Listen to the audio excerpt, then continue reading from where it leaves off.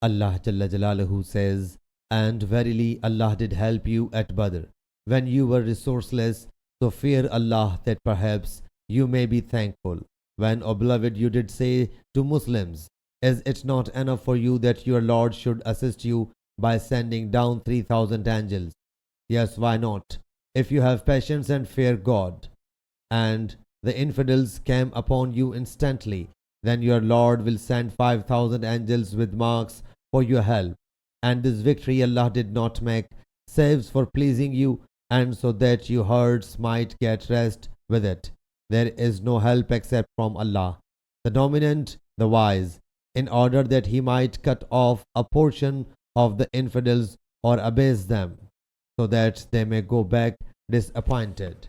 Wahshi says, in the battle of Badr, Hazrat Hamza killed Tu'aima bin Adi bin Khiyar. Moreover, Allah Jalla Jalaluhu says, "And remember, when Allah promised you that in both these parties, one is for you, and you wished that you should have that in which there is no rankle. And Allah wished that truth be proved truth by His words, and to cut off the root of the infidels."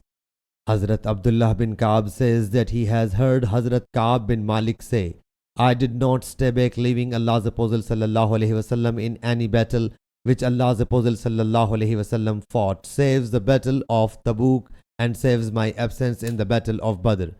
Allah Jalla Jalaluhu did not admonish anyone who did not participate in Ghazwa Badr. For Allah's Apostle sallallahu alaihi wasallam proceeded intending the caravan of the Quraysh, but Allah Jalla Jalaluhu made the Muslims encounter their enemies without any preparation. Sahih Bukhari Hadith number 3951.